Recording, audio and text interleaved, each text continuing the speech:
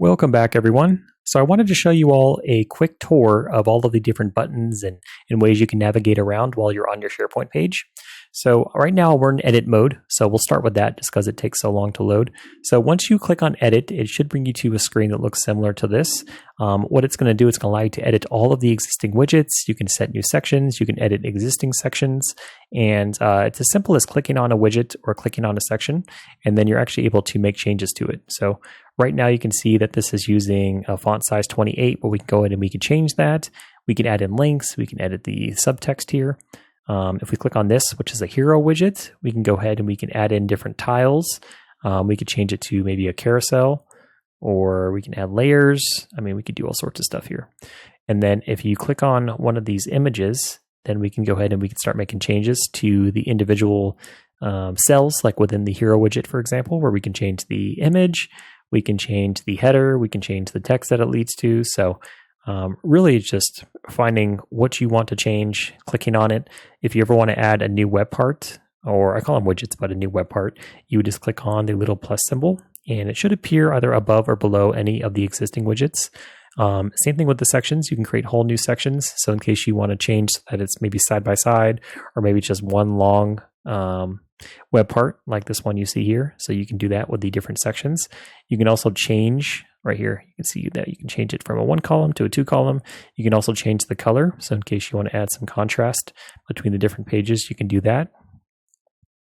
But let's get out of this though. Let's go back to what we were doing before. Might take a second for this to load though. It's being very slow. Maybe I just refresh the page. Let's give it a minute. Yeah, it's loading really slow. This is why I wanted to start with edit, just because it's, I don't know if it's because it's the free trial, but it doesn't load very fast. Okay, there we go. All right, so you can see that right now the page is currently in a draft state because I didn't publish it. So no one else should be able to see those changes except for me. So I'll go ahead and discard them. Okay, so right now the page is just reverted back to what it was before we clicked on edit. So this is kind of the out-of-the-box template after we created our site. But we'll start from top left to, I guess, top left, and then we'll just kind of circle around. So top left is the app launcher that you guys saw in previous videos. So you can click on different apps with your 365 account. This is search, where you can search the site. You can search different contents within the site. I mean, it's a very robust tool, so we'll have a whole video on this. Next to that, you can go ahead and find some next steps to add to your, or to improve your site. I don't use this very often, but if you're new to it, it might be helpful just so you have a checklist available to you. This is where you can provide feedback to Microsoft. So in case you want to give a complaint, report a problem, make a suggestion, you can do that here. If you report a problem, I don't know if it's like an interactive ticket where you'll hear back. I've never submitted a ticket this way. But if you ever run into a bug, you know, it's definitely helpful to submit it because I'm assuming Microsoft probably reads those. This is the site settings. The probably most common links you'll click from this are site contents, where you can get to like all your different libraries. You also have permissions, where we'll be able to set up the permissions for the site, like the read, edit, contribute, own, etc. There's some other stuff on here as well. We'll get to that eventually. They have the help, so it's helpful to leave this sidebar open as you're working through, so in case you ever need to search something, you can just do it right here. Or if you want a more, I guess, interactive experience, you can maybe have ChatGPT or Copilot open in another window. Copilot is owned by Microsoft, and they have all of their documentation, pretty much that fuels all the Microsoft questions. It's already built into Copilot. So I've found that Copilot is a bit more accurate for SharePoint questions as opposed to ChatGPT.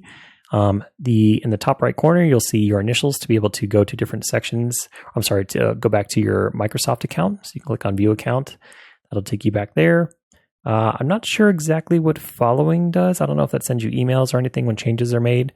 Members, we don't have to worry about because it's just members to the group for the site, but we're going to be focusing on the site permissions for the site eventually. So if you click on site permissions, go to advanced permission settings. These are the different SharePoint groups that we have. So you can see this one gives edit, this one gives full control, this one gives read. So we'll have a video soon going over all of that in more detail. And then once we get down a little bit farther, we can hide the navigation if we want to. I'm not going to click on edit because it takes forever, but when you click on edit, it should unlock the ability to change all these different web parts on your page and make changes to them as needed. Share, you can just share the page, copy a link to the page. You can see right now it's in a published state because we discarded those changes that we had before. If you want to see any analytics on your page, you can click that. This allows you to preview between the mobile and the desktop views. So you can see how your site would look on mobile as opposed to desktop. Page details, so you can see the description. You want to change, we can make changes to the description if we want to. Can't do it from here though. There's another page we have to go to. Pretty sure that's under site settings. But you can see the last time the site was modified. There is a version history, but usually if I'm reverting something, I do it from site pages. I don't do it from here. New, so if you want to add a new document, libraries, lists, things like that. And again, this is just a quick overview, guys. We're going to dive into all these things individually. And this is just the rest of the page. So that pretty much covers it. And then over here, we just have some different options like create, so we can create different Microsoft things here, like different SharePoint sites, Word documents, spreadsheets. What else we got over here? My lists. We have my files, my news, my sites. And then this takes us back to the hub. And then here's my site right over here. Okay, so we will be going over all of these things that we showed individually, but that's just to give you guys a quick overview. And I hope if you guys watched the previous video when we created the site that you guys are starting to try to edit your own pages and explore some of the different web parts that are available. And that's the best way to learn. Just try it yourself.